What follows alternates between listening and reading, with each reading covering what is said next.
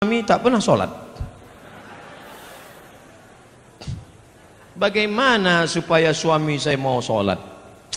Kasihan kali ibu nih.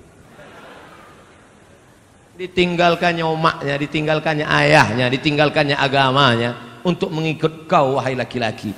Tiba-tiba kau yang diikut pula mayat berdiri. Kan kasihan kita itu. Oleh sebab itu kupesankan kepada kalian wahai laki-laki, kalau kalian sampai merubah akidah anak orang sudah bagus, tapi kalian mesti menjadi imam. Mungkin belum pandai belajar, belajar mengaji, datangi guru mengaji. Ustaz, saya malu nih Ustaz, istri saya mualaf, saya mau belajar ngaji Ustaz, tapi saya belum paham. Bisa Ustaz ajari saya 4 mata, jangan tahu orang yang lain, malu saya. Kata Ustaz, jangan kan 4 mata, 3 pun bisa baca. Utlubul ilma minal mahdi ilal lahdi, tuntutlah ilmu dari buayan hingga ke liang lahat. Ya ayyuhalladzina amanu, hai para suami, laki-laki, qu anfusakum, jaga dirimu, wa ahlikum, istrimu, anakmu, nara, dari api neraka. Laki-laki, perempuan, siapa kepala rumah tangga? Laki-laki apa perempuan? Laki-laki. Siap jadi laki-laki? Banyak yang tak siap laki-laki ini. Banyak sekarang laki-laki tak siap jadi laki-laki. Badan berotot, tegap, kumis melintang, melambai. Kau laki-laki apa perempuan? Eka sebenarnya perempuan, terjebak di tubuh laki-laki. Gimana alamat kau? Jalan Nibung.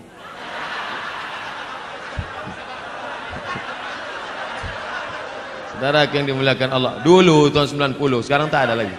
Masih ada juga lagi. Belum hijrah, belum taubat juga orang itu lagi. Saudara yang dimuliakan Allah Subhanahu wa taala. Oleh sebab itu maka jadilah laki-laki yang menyelamatkan anak istrinya. Ibu punya 5 hak terhadap laki-laki ini. Udah tahu hak ibu terhadap mereka ini? Yang pertama, mereka wajib mengasih makan. Ibu udah makan? Belum. Datang jam 9, booking tempat. Sekarang sudah jam 3 kurang 15. Cuma mau makan. 2, pakaian. Alhamdulillah pakaian sudah dari ujung ke ujung pakaian. Tapi tadi ku tengok banyak juga yang pakai pakaian belum selesai dijahit. 3, tempat tinggal. Tempat tinggal harus yang layak. Tapi jangan kalian paksakan suami untuk, abang, tetangga kita rumahnya udah 2 tingkat, aku mau 3. Banyaklah laki-laki tak tahan jantungnya menghadapi bini macam ini. Apa dek? Kau minta gelang? Kau minta rumah? Mati. 4, pendidikan. Aslinya suami-suami laki-laki, kalian yang mendidik istri kalian, panggil istri kalian baca Quran, panggil istri kalian ajarkan sholat, panggil istri kalian, kalian nasihati. Tapi karena kalian tak bisa mengajar mereka, maka suruh mereka pengajian ke Masjid Petisah. Betul? Datang Ustaz Munzir Situmorang mengaji dek, datang Ustaz Dery Sulaiman ngaji dek, datang lagi Ustaz Yahya Waloni ngaji dek, datang lagi Ustaz Ustadz Adi Hidayat mengaji. Ini mengaji. Abang tak ngaji? Abang nyuruh aja. 5, perhatian. Makan sudah, pakaian sudah, pendidikan sudah, tempat tinggal sudah, perhatian. Perempuan itu perlu diperhatikan, perempuan itu perlu dipuji-puji, perempuan itu perlu dimuliakan, perempuan itu perlu kata-kata sanjungan yang lemah lembut. Betul? Makanya Nabi selalu memuji-muji. Apa kata Nabi? Ya Humairah, wahai engkau Aisyah yang kulitnya putih kemerah-merahan. Ustaz, boleh saya panggil bini saya wahai engkau yang berkulit putih? Boleh. Tapi dia tak putih, tak apa-apa. Tak apa-apa, menyenangkan hati dia. Mudah-mudahan diminumnya jus bengkoang 2-3 hari ini. Yang terlalu jujur. Ini banyak suami ini terlalu jujur dipanggilnya. Ya Hajar Aswad gitu. Tentang harta warisan, kami bersaudara 5 orang, masing-masing sudah dapat warisan dari orang tua. Salah satu saudara saya belum berumah tangga dan sekarang beliau sudah meninggal. Sebelum meninggal beliau menyerahkan harta warisannya kepada saya, tapi keluarga yang lain tidak setuju. Bagaimana penyerahan itu Pak Ustadz? Adik-beradik 5 orang, 1, 2, 3, 4, 5. Yang 4 sudah menikah, yang 1 anak lajang. Kalau dia meninggal, anak lajang meninggal, kemana harta warisannya? Harta warisan anak lajang yang tak punya anak, yang tak punya bini, maka dibagikan kepada saudara kandung. tinggal 100 juta, kami tinggal berempat, 25, 25, 25, 25, karena sama-sama laki-laki. Kalau ada perempuan saudara kandung, lidzakari mi'zlu hadzil unsayain, anak laki-laki 2 kali bagian anak perempuan. Tiba-tiba ada satu saudara, kata dia, aku sudah dikasihnya, akadnya dulu apa? Kalau akadnya hibah sah, mana hitam di atas putih. Makanya kalau memberi hibah harus ada tanda tangan dengan materai 6.000 dan saksi. Kalau tak ada, maka balik kepada hukum bagi menurut hukum faraid. Kalau ada surat wasiat, kalau aku mati, harta warisanku semuanya aku bagikan kepada si fulan. Hukum wasiat tidak boleh semua harta. Hukum wasiat paling banyak 1/3 harta. Jadi kalau di total hartanya 100 juta, wasiat hanya terjadi 33 juta. Yang 66 tetap dibagi kepada ahli waris. Jelas? Bagaimana memperoleh ridho suami yang suka menggunakan berbagai macam kartu kredit? Ini bertanya apa curhat? Saya harus tidak memasak, padahal bahan-bahan yang dibeli dari kartu kredit. Suami tersebut susah mengendalikan pandangan mata. Akhirnya pernah terjadi perselingkuhan. Semua perilakunya sudah dinasihati, tapi dia masih melakukan di belakang saya. Mohon doa dan solusinya Pak Ustadz. Ibu, kalau ibu sudah pengajian, jangan ibu menceramahi suami ibu. Jangan pulang dari sini, pulang ke rumah, abang sini sebentar, ada yang mau kusampaikan. Assalamualaikum warahmatullahi wabarakatuh. Bukan begitu. Dalam Islam ada perwalian. Ibu punya wali 6 orang. Wali ibu ada 6. Pertama ayah, yang kedua atuk, yang ketiga abang, yang keempat adik laki-laki, yang kelima abang ayah, yang keenam adik ayah laki-laki. Melaporlah ke 6 wali. Wali bukan cuman hanya wali saat nikah saja. Saat suami terjadi sesuatu, maka wali memanggil suami. Kreditor, sini kau sebentar. Cutman, sini. Cutman dia, lelaki kartu. Saking banyaknya kartu kreditnya. Sini bentar. Aku dapat laporan kabarnya kau asik main kartu kredit saja. Banyak utang piutang keliling pinggang. Sudah begitu kau selingkuh pula. Ini keponakan kami ini bukan dapat kau di tong sampah. Dulu kau pinang baik-baik. Oleh sebab itu maka suami mesti dikasih SP1, surat peringatan pertama. Jangan lupa wali yang berbicara, kita semua saling mendoakan. Di akhir majelis nanti kita doakan mudah-mudahan lembut hatinya insyaallah. Amin. Mana yang lebih dipilih, istri atau emak? Karena saudara saya tidak pernah mau mengakurkan terhadap ibu. Sakit hati istrinya sudah hampir kepada ibu saya. Gimana nih Pak Ustadz? Apa kata perempuan yang solehah? Aku milik suamiku, suamiku milik ibunya. Tidak ada sorga kecuali di tapak kaki ibu. Oleh sebab itu jangan lawan ibu. Makanya kalian yang lajang-lajang sebelum menikah, berani kalian berkata kepada dia, Adinda, aku mau nikah sama kau. You want to be a second woman, tapi kau akan menjadi perempuan yang kedua. What? Jadi kalau begitu aku istri yang kedua. Istriku satu kau, tapi perempuan yang kedua adalah, yang pertama adalah ibuku. Bangga kita melihat preman tegap berotot bertatu, tapi tatunya tertulis di sini, I love Amakden. Nah, enggak kita berbakti dia pada ibunya. Ibu tak bisa dilawan. Ibu tidak bisa dilawan. Jurus menghadapi ibu 3. Diam, diam, diam. Apapun kata dia diam. Jangan kau lawan, karena umurnya tak lama. Malaikat maut sudah dekat. Jangan sampai ketika dia mati, disitulah kau baru menangis mencakar dinding. Allah. Pandai-pandai. Tanya kepada alim ulama, tokoh masyarakat. Pandai kepada tanya. Ini banyak nih hadir di antara kita bapak-bapak yang sudah lama berumah tangga, yang jam terbangnya, mereka ini pilot-pilot Sukhoi, yang jam terbangnya sudah 5.000 jam ke atas. Bagaimana mereka pandai antara ibu orang tua, antara keluarga, pandai mendamaikan. Mudah-mudahan kita termasuk orang yang diberikan kebaikan dunia dan akhirat. Amin. Nama saya XXX. Saya tidak ingin bertanya, hanya saya mau bilang baru-baru ini saya mimpi berjumpa Ustadz. Dalam mimpi saya memanggil Ustadz dan ingin bersalaman, tapi tak bisa saking ramainya orang. Dipetisah lah itu. Kemudian saya terbangun dan saya menangis, ingin tangan saya dan tangan Ustadz bersentuhan. Apa yang sering? Laki-laki, bukan perempuan. laki-laki. Alhamdulillah, alhamdulillah. Saya ucapkan puji sama Allah. Sekarang dari mulai saya pulang dari Maroko 2008 sampai 2019, 11 tahun saya jadi ustadz. Yang selalu mencari-cari saya itu, kemarin ada Ustadz Somad bisa datang ke rumah saya. Kenapa? Mertua saya sedang demam, memigau-ngigau manggil Ustadz Somad, Ustadz Somad. Tak lama sudah itu datang pula orang ke kampus, Ustadz Somad, ini ada anak kecil umur 5 tahun sakit, memanggil-manggil Ustadz, bawa besok ke kampus. Datang, saya peluk, saya sapu kepalanya. Alhamdulillah sampai sekarang yang menangis-nangis ini 2 aja, nenek-nenek, anak-anak. Anak gadis belum ada lagi.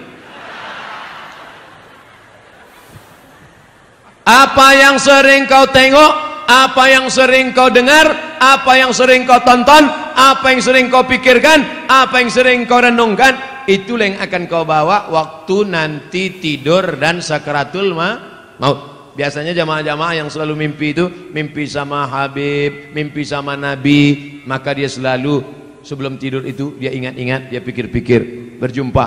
Waktu saya 2 tahun yang lalu ceramah di Jakarta, datanglah seorang jamaah, Ustadz Somad, saya melihat Ustadz dikelilingi oleh Habib-Habib, keturunan-keturunan Nabi. Apa arti mimpi saya itu Ustadz? Mimpi antum itu berarti dakwah saya ini benar mengikut sunnah Nabi Muhammad SAW. Karena saya dikelilingi oleh para habaib.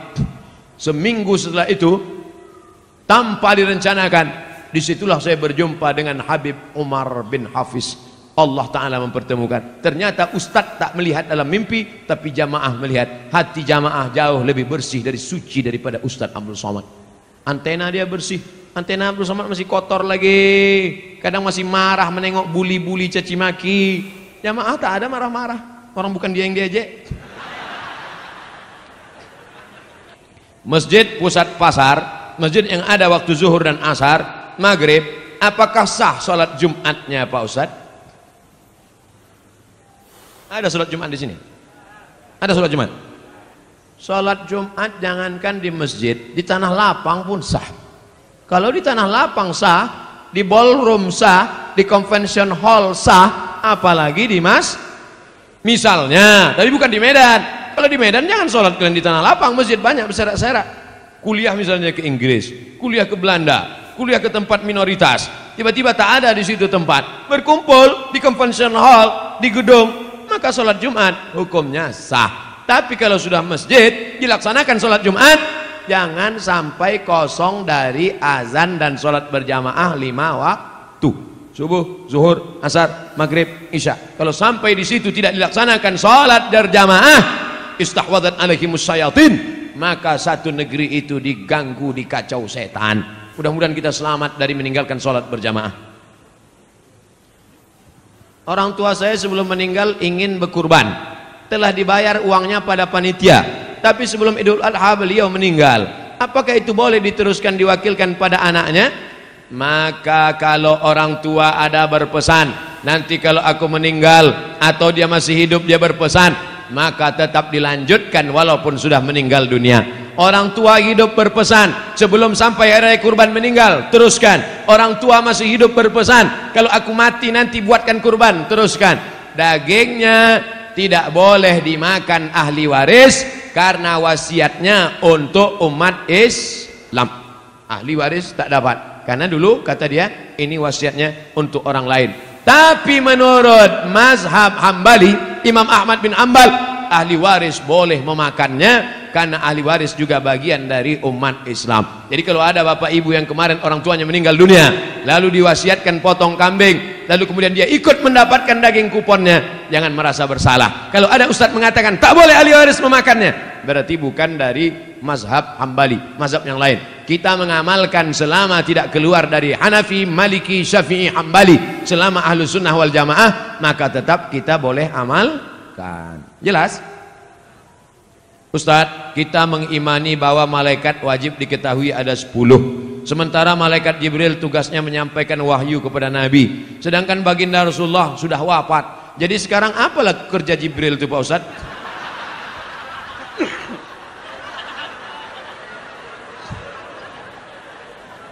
Jibril, Mikail, Israfil, Israel malaikat maut, kiraman katibin, raqib aktid, mungkar nakir, Malik Ridwan. Itu pelajaran anak TK. Sekarang saya sebutkan, innalillahi malaikatan, Allah punya malaikat. Malaikat itu kerjanya yatufuna alal ar, malaikat berkeliling di atas muka bumi. Kalau malaikat menengok ada majelis zikir, dipanggilnya malaikat-malaikat yang lain, halumu ila hajatikum, mari kemari. Ada tak malaikat yang saya sebutkan mencari majelis zikir ini dalam yang 10 tadi? Tak ada. Jangan batasi malaikat hanya cuman 10. Yang 10 itu untuk memudahkan anak TK belajar, anak sekolah. Malaikat tak berbatas. Contoh kedua, inna ahadakum yujma'u khalquhu fi batni ummihi 40 yawman nutfah. Kamu diciptakan dalam perut ibumu 40 hari dalam bentuk air, sperma, 40 hari dalam bentuk darah, 40 hari dalam bentuk daging. Tsumma yursalul malaku, kemudian datang malaikat membawa rohmu dari alam arwah masuk ke dalam alam rahim. Ada disebutkan nama malaikat yang membawa roh itu? Tak ada. Maka malaikat itu jumlahnya banyak. Apa tugas pokok malaikat itu? Tengok dalam surat Al-Baqarah. Wa nahnu nusabbihu bihamdika wa nuqaddisu lak. Tugas malaikat pokok, tupoksi. Tugas pokok fungsi malaikat adalah bertasbih. Ada malaikat yang sejak diciptakan sampai hari ini bertasbih tak bangkit-bangkit, subhanallah walhamdulillah wa la ilaha illallah wallahu akbar. Ada malaikat 70.000 malaikat masuk setiap hari dikeliling mengelilingi Ka'bah di bawah, di atas itu namanya wal baitil ma'mur, rumah yang dimakmurkan. Jibril malaikat berkeliling bertasbih subhanallah walhamdulillah wa la ilaha illallah wallahu akbar, subhanallah. Malaikat berkeliling di atas. Adam alaihissalam rindu ingin menengok Baitul Ma'mur. Ketika turun ke bumi, kata Allah, buatlah bentuknya macam Baitul Ma'mur. Kalau dijatuhkan batu kerikil dari atas pos jatuh ke bawah, maka sama di bawah. Malaikat di atas memuji, mengagungkan Allah, manusia pun di bawah sama, subhanallah walhamdulillah wa la ilaha illallah wallahu akbar. Makanya kalau mau sama ucapan kita dengan ucapan malaikat, mesti banyak-banyak bertasbih. Jadi apalah tugas Jibril sekarang? Balik ke tugas pokok, mengagungkan, mensucikan, bertasbih, memuliakan Allah. Subhanallah walhamdulillah wa la ilaha illallah wallahu akbar wa la haula wa la quwwata illa billahil aliyyil azim. Bapak Ibu sambil jaga toko pagi, belum ada orang berlewat, belum ada orang jualan, belum ada orang membeli, buka tasbih subhanallah walhamdulillah wala ilaha. Tapi kalau ada orang nawar dijawab, yang pula tak dijawab, Pak ini berapa harga pokoknya? Subhanallah walhamdulillah wala ilaha illallah. Banyak-banyak bertasbih di toko, menghilangkan santet, sihir dan guna-guna. Boleh jadi ada orang benci tak suka. Bagaimana supaya toko kita itu supaya tak laku? Orang lewat macam lewat di kuburan. Kata dukun, ambil air orang mati, nanti siramkan. Akhirnya orang lewat di toko kita, yang ditengoknya bukan pakaian, malah dibacanya doa ziarah kubur. Assalamualaikum ya ahlal kubur. Bagaimana caranya supaya toko ini mati? Kau ambillah tulang pukang. Sebagaimana pukang itu malu menengok orang, begitu pula lah yang punya toko itu malu menengok pembeli, akhirnya tutup mata saja. Maka guna-guna ini pagi, sebelum pagi awal masuk membuka, baca Fatihah sekali, Qul huwallah 3 kali, Qul bil falaq sekali, Qul bin nas sekali, ayat kursi sekali. Habis itu barulah isi dengan tasbih. Ingat, Fatihah sekali, Qul huwallah 3 kali, Qul bil falaq sekali, Qul bin nas sekali, Fatihah sekali, Qul huwallah 3 kali, Qul bil falaq sekali, Qul bin nas sekali, ayat kursi sekali. Pagi-pagi pas pertama masuk. Mudah-mudahan Allah Ta'ala jauhkan dari santet, dari sihir, dari guna-guna dan lain sebagainya. Karena sampai hari ini masih banyak pengikut www.hantu.com. Asuransi komersial halal atau riba Pak Ustadz?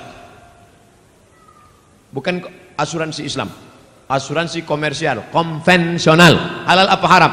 Kelompok yang satu mengatakan asuransi halal karena di dalamnya ada ta'awun, tolong tolong, wa ta'awanu 'alal birri wat taqwa, tolong menolonglah kamu dalam kebaikan, wala ta'awanu 'alal ismi wal 'udwan, jangan tolong menolong dalam keburukan. Peserta asuransi 100 orang, Bapak store 10 juta, 10 juta, 10 juta, 10 juta, 10 juta, 10 juta. Maka kalau store semuanya 10 juta kali 100 orang berarti berapa itu? 1 M. Betul. Terjadi musibah, maka seolah-olah saat itu ini sedang tolong menolong. Itulah ilat sebab hukum kalau ada ustadz yang mengatakan itu sebenarnya ada unsur tolong menolong. Jadi boleh, kata fatwa yang pertama. Tapi kata fatwa yang kedua, asuransi haram. Di mana tak haramnya? Karena di situ ada gharar, gambling, judi, ketidakpastian. 10.000, 10.000, 10.000, 10.000, 10.000. Tak tahu entah siapa yang dapat. Tiba-tiba na'udzubillah mobil dia yang ditabrak tiang listrik. Pup, dapat. Enak aja dia. Aku udah 3 tahun tak ada nabrak-nabrak. Apalah dia ditabrakkannya pula. Dapat. Jadi kalau ada yang mengatakan asuransi itu halal karena dilihat dari unsur ta'awun, tolong menolong. Kalau ada yang mengatakan asuransi itu haram karena dilihat dari unsur gharar, gambling, judi karena ketidakpastian. 2 hukum tentang asuransi. Ustadz pilih yang mana? Sampai sekarang saya tidak pakai asuransi mobil. Sampai sekarang. Tak pernah Ustadz kecelakaan. Bolak-balik. Kadang menabrak orang, kadang ditabrak orang. Kalau ada Ustadz mengatakan boleh, dipakainya fatwa pertama. Kalau ada Ustadz mengatakan tak boleh, pakainya fatwa satu lagi. Dua-duanya bisa dipakai. Bukan kata Abdul Somad, kata Syekh Ali Jum'ah, mufti Mesir, dalam kitab Fatawa Al-Azhar. Fatwa-fatwa Al-Azhar. Ustadz, gimana caranya meyakinkan orang tua kita tentang menikah muda? Ayah, aku mau meminang dia dengan bismillah. Pergilah, kau makanlah bismillah tuh, kata dia. Bapak-bapak, kalau ada anak kalian mau menikah muda, anak bapak laki-laki, anak bapak perempuan, maka kompromilah kalian. Daripada mereka makan di daun, baguslah mereka makan di pinggan, betul?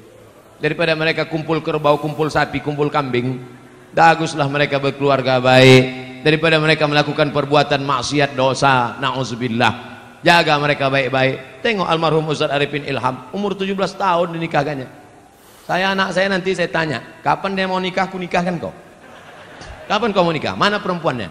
Mana? Tunjukkan biar ku pinangkan. Anak Ustaz masih kecil lagi. Kenapa begitu? Karena saya nikah lama. Kok tahu saya nikah itu bagus cepat-cepat? Pagi bersunat, siang nikah langsung.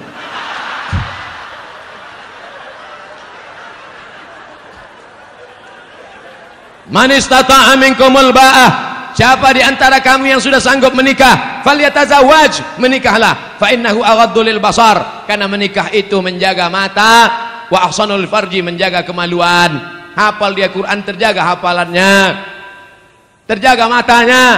Ini dibiarkanlah dia tak nikah-nikah, la ilaha illallah, menyiksa. Faman lam yastati, tapi kalau orang tua susah, miskin, tak ada anak lajang yang belum sanggup, fa alaihi bisawm, banyak-banyak kalian puasa sunat. Adik-adik mahasiswa, bagus kalian puasa sunat. Memang nafsu ada, tenaga tak ada. Ditunjukkan orang, dek, itu ada cewek cantik. Tak nampak aku lagi dah. Gelap aja, gelap. Aku sekarang nih Pak, jangankan cewek, apapun tak nampak aku lagi. Kalau nampak aku perempuan pakai baju merah hijau macam semangka aja aku rasa udah.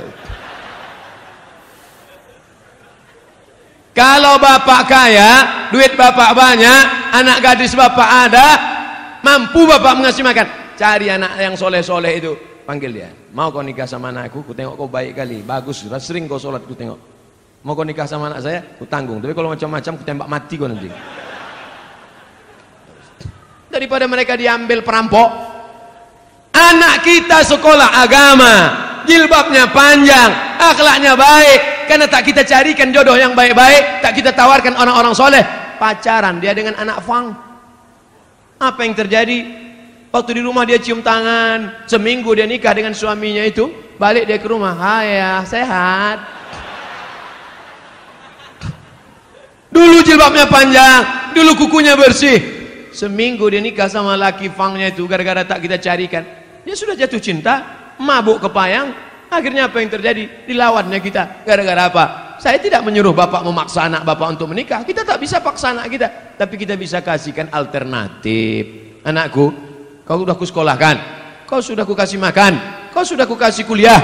Ini calon-calon laki, kau mau yang mana? Ini ada gemuk, ganteng, ini ada pula yang kurus macam Ustaz Somad. Nah, ini tinggal kau pilih aja. Macam mana kau pilih? Sesuai. Nah, itu baik. Nabi SAW dipilihkannya. Siapa itu? Itulah Sayyidina Ali menikah dengan Fatimatuz Zahra. Lahirlah anak-anak Sayyidina Al-Hasan, Sayyidina Al-Husain. Mudah-mudahan bapak dan ibu dapat menantu yang baik-baik insyaallah. Pak Ustadz, bagaimana menyikapi suami yang pindah agama selain Islam?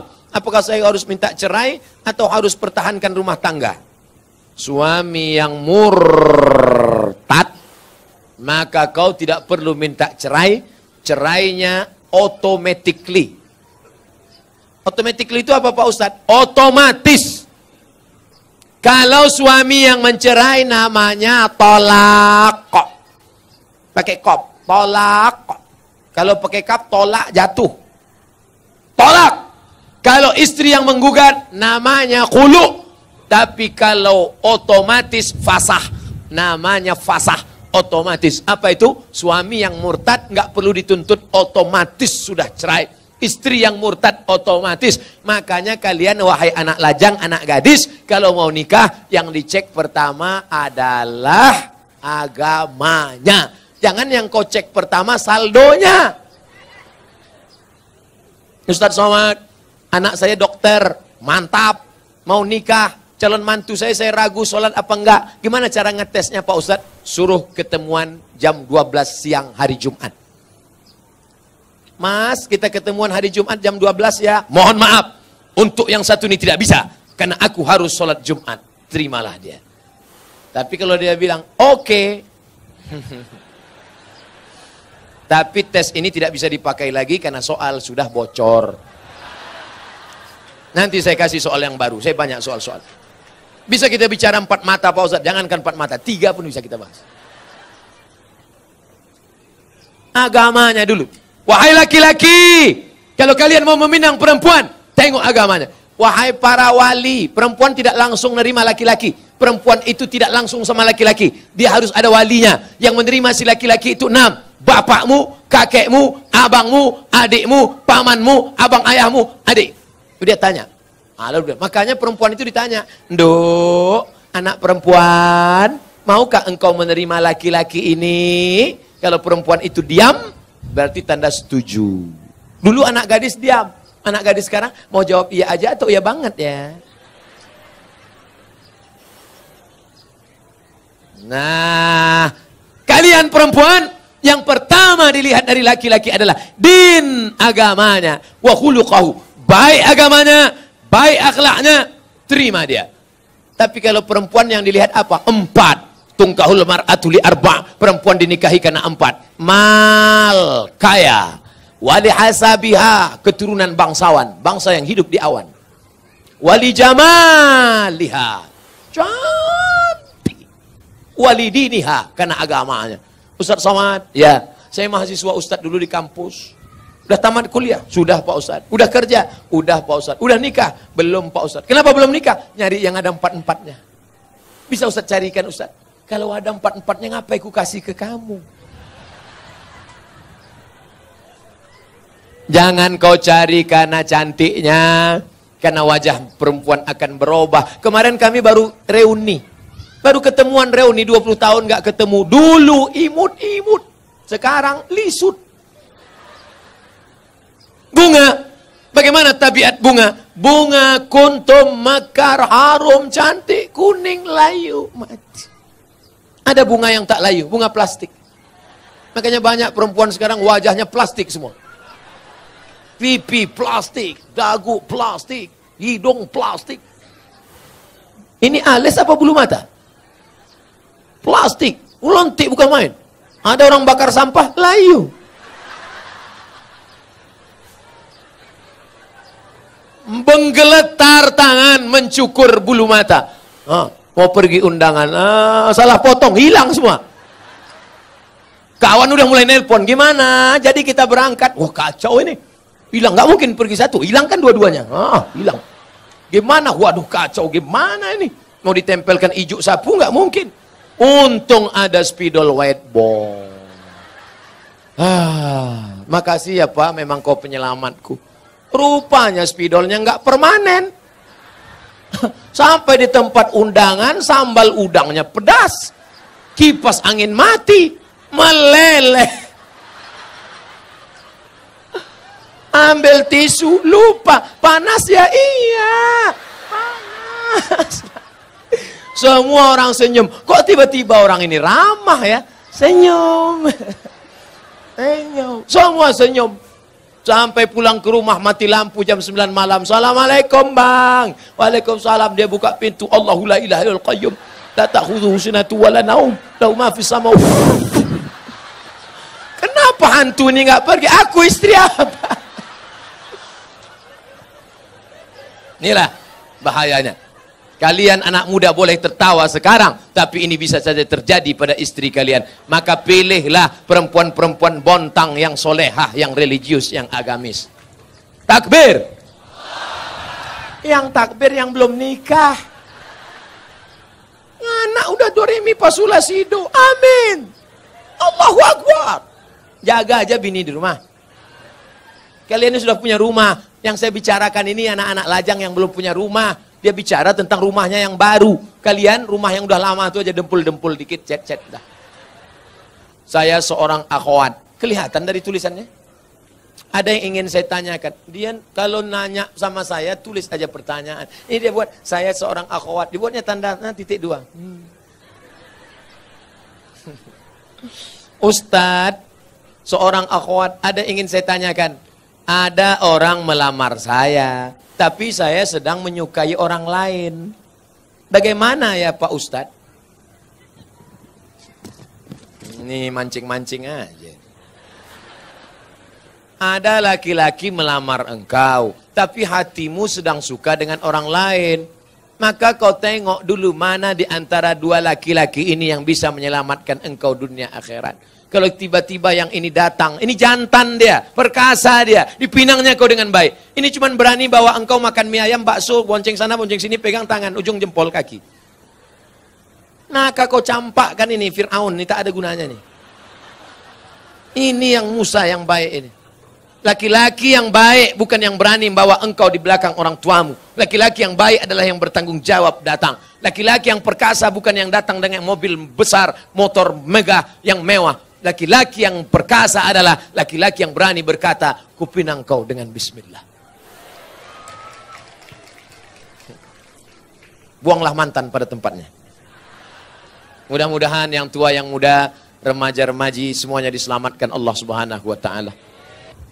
Apakah haram makan uang korupsi sama dengan haramnya babi? Mana pula sama babi sama korupsi? Kalau kau ambil babi, kau panggang, kau kasih kecap, kau makan, itu yang dosa kau sendiri.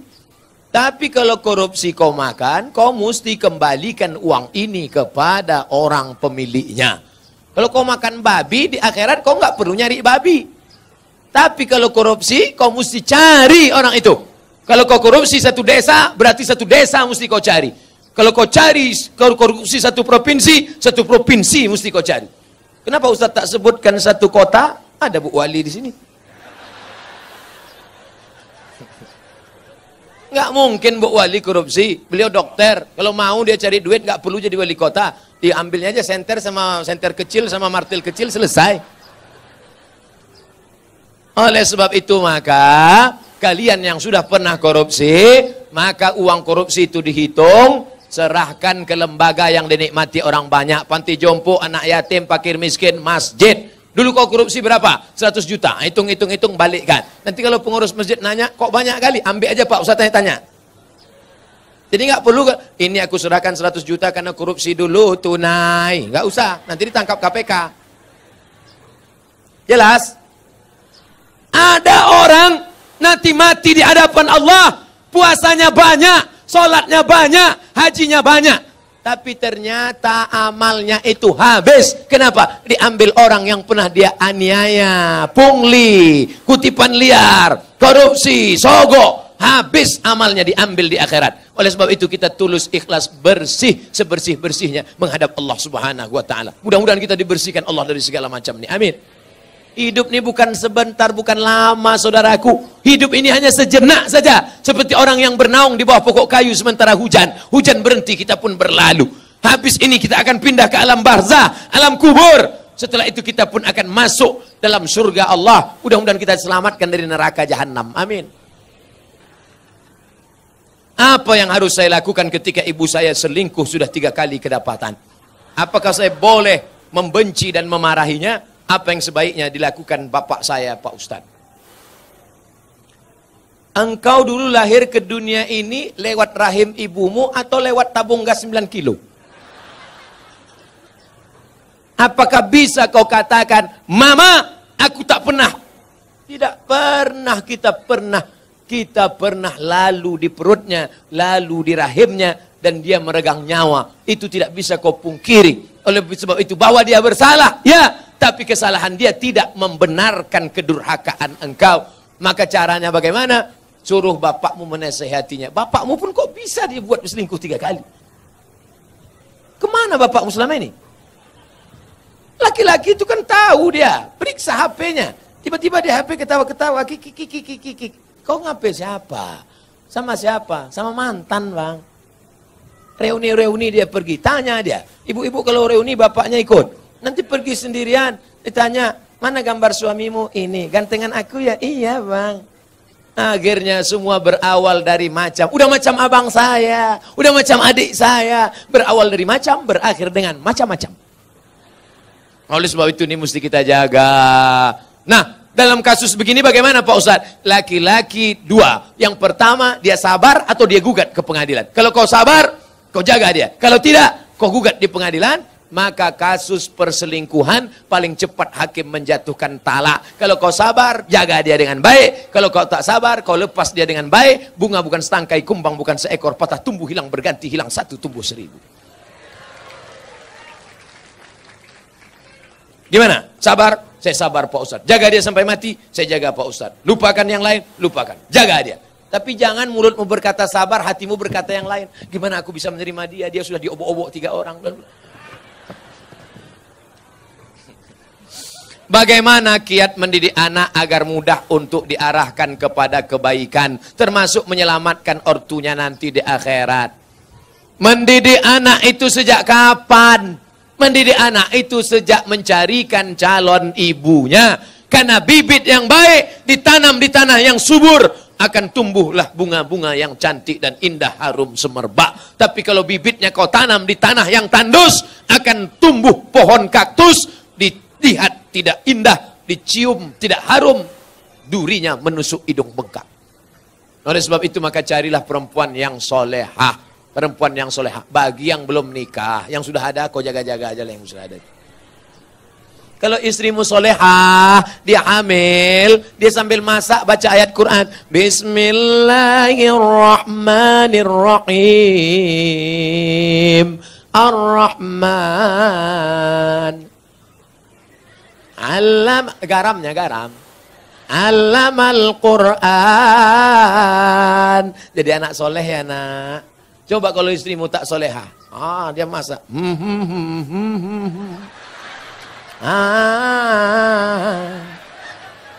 Garam tak ada.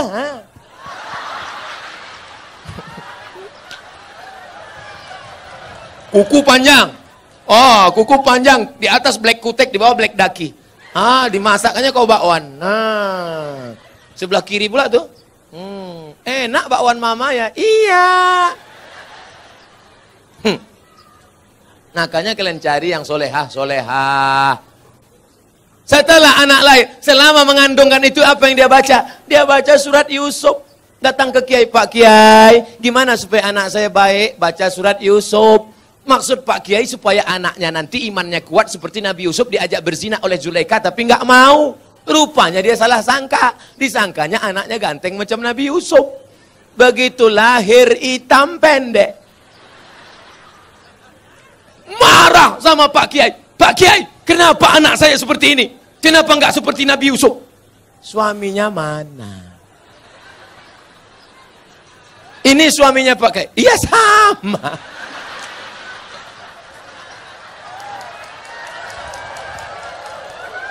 Maksud saya nyuruh kamu baca surat Yusuf, bukan anaknya ganteng macam Nabi Yusuf, tapi imannya kuat. Mohon maaf Pak Kiai, saya salah sangka.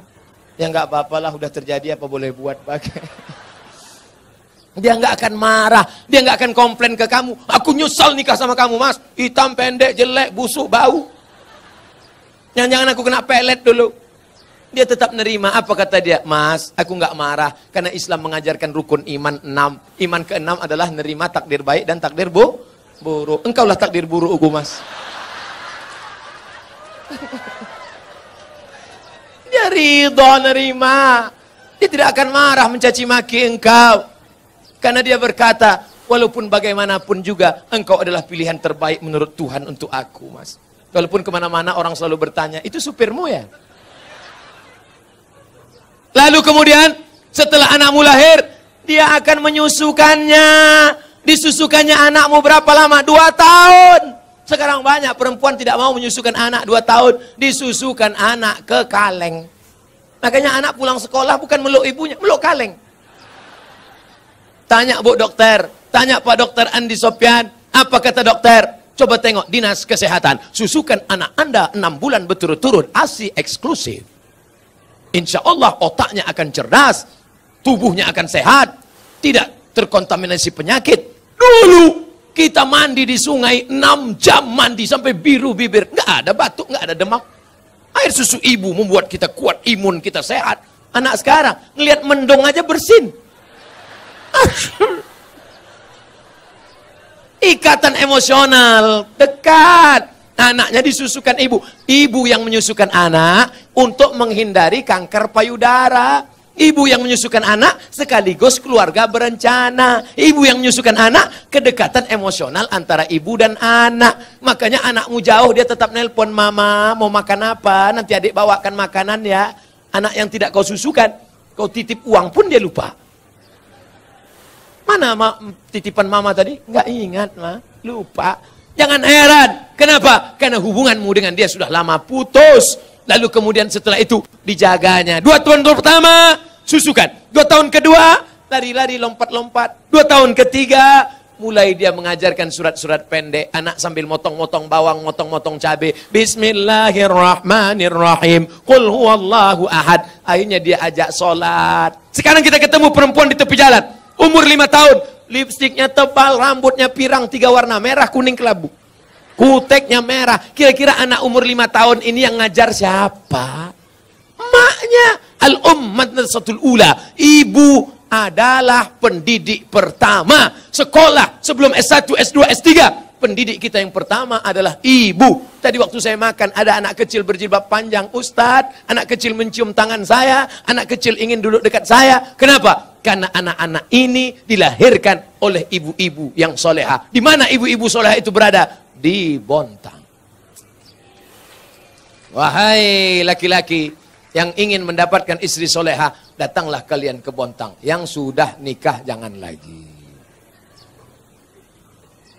Lalu Pak Ustadz selanjutnya, sampai kapan anak ini engkau jaga? Perempuan tidak pernah berhenti bertanya, kamu sedang di mana, jalan sama siapa, pulang jam berapa, duitnya kemarin mana,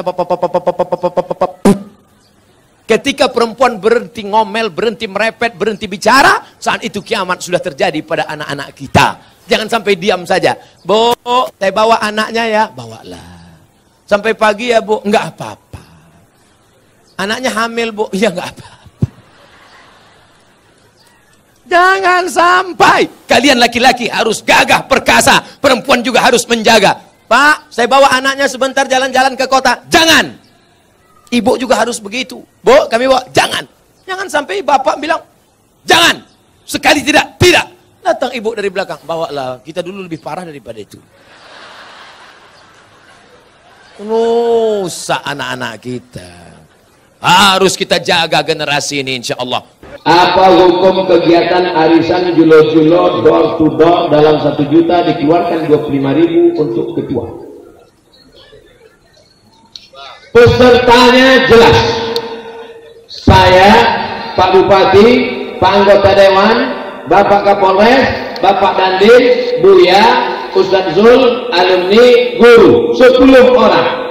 1 orang 100.000.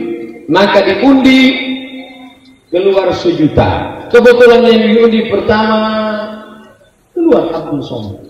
Maka akadnya waktu itu adalah akad hutang. Karena saya baru memasukkan 100.000, berarti saya berhutang 900 kepada 9 orang. Boleh. Tapi karena yang mengutip duit ini adalah salah satu dan dia datang itu pakai ongkos minyak, tak mungkin dia naik setan, naik jin. Maka saya katakan untuk bermusyawarah kita, bagaimana kalau untuk ongkos minyak dia ini kita kasih 20.000, sepakat, tidak riba. Tapi yang jula-jula yang haram itu begini, datang orang ke rumah kita, ibu mau tak ikut jula-jula? Nah, nanti kalau menarik 1 juta, ibu cuma dapat 900. Itu sebetulnya jula-jula fiktif, pesertanya tak jelas, orangnya tak ada. Itu adalah rentenir riba pakai baju jula-jula. Gimana? Jelas? Kalau yang model pertama, jelas pesertanya, tahu orangnya, memang betul hitungannya 10. Betul. Tapi kalau jula-jula fiktif, pesertanya tak tahu, tak duit siapa, entah orangnya mana, akadnya tak jelas. Itu sebetulnya riba rentenir tapi pakai baju jula-jula. Hati-hati. Saya memiliki ruko. Lagi terus. Awak mencari rukonya, lo punya ruko.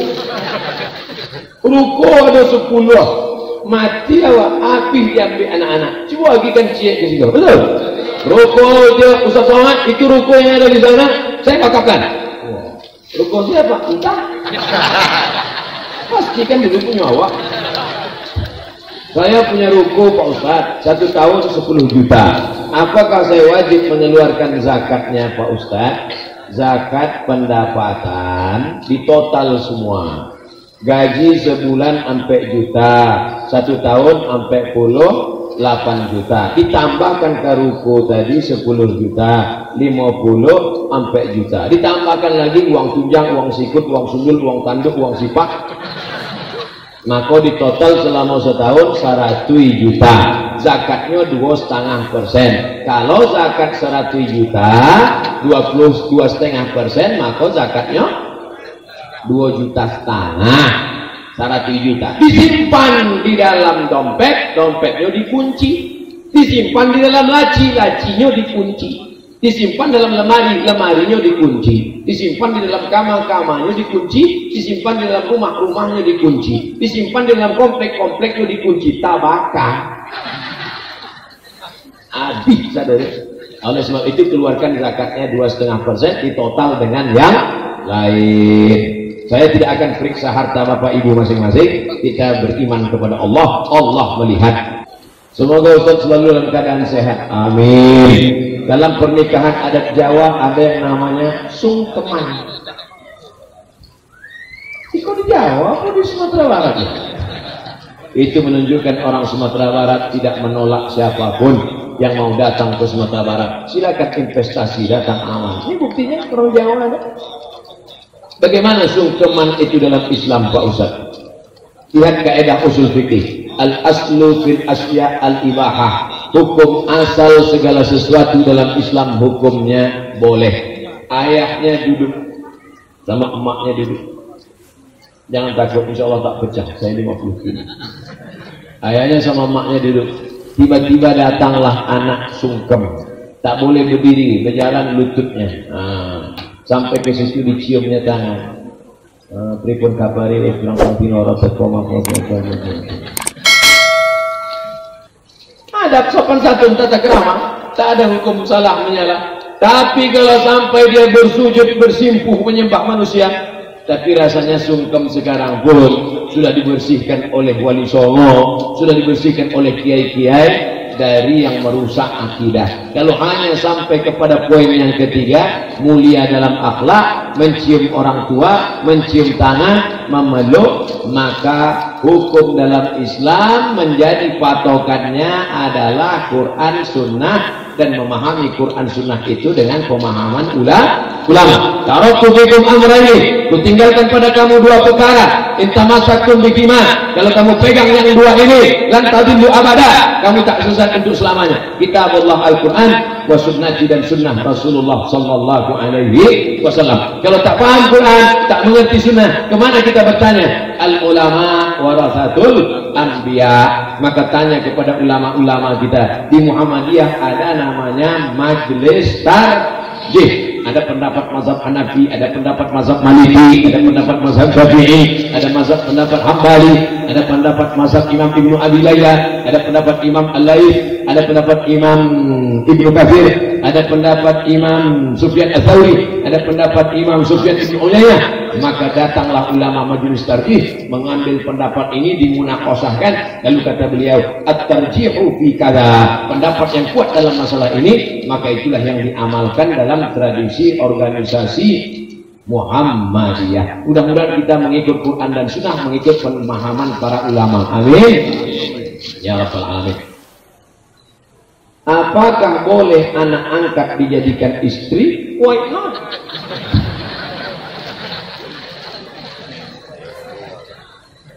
Bapak kalau mau punya anak angkat, cari keponakan bapak yang perempuan. Bapak kalau mau punya anak angkat, cari keponakan bapak yang perempuan, maka dia menjadi mahram bapak. Ibu kalau mau punya anak angkat, cari keponakan ibu yang laki-laki. Tapi kalau bapak cari anak angkat anak orang lain yang tak ada hubungan mahram dan tidak disusukan oleh istri bapak, masalah. Berawal dari anak angkat lama-lama menjadi bini angkat. Ada bini angkat, Ustaz? Ada 3 masalah anak angkat. Yang pertama, hukum adopsi di Indonesia menjadi bermasalah pada anak angkat ada 3. Yang pertama, anak angkat dipakai nama ayah angkat dalam penulisan bin, haram. Ud'uhum li abaihim, pakai ayah kandung, tak boleh angkat. Wa aqsatu indallah, itu lebih adil di hadapan Allah. 2, banyak ayah angkat ketika mau mati meninggal dibuatkan surat wasiat semua harta untuk anak angkat. Nanti kalau aku mati semua hartaku untuk anak angkat, adapun saudara kandungku itu selop jepitku pun jangan kasih. Haram hukumnya. Anak angkat hanya boleh dapat wasiat tak lebih dari 1/3 harta.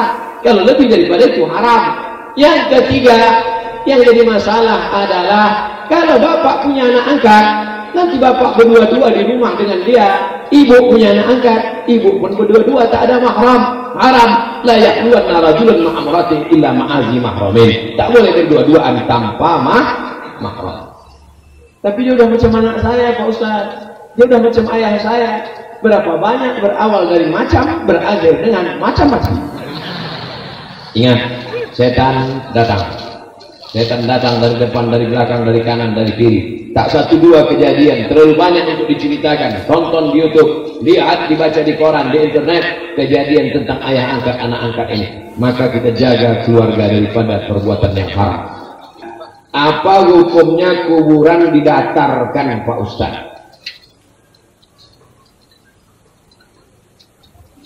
Namun tak berani menjawab pertanyaan itu, mesti diseleksi oleh alumni Al-Kausar.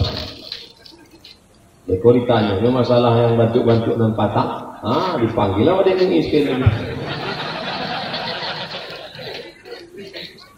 Kuburan itu tak boleh lebih dari shibran, sejengkal.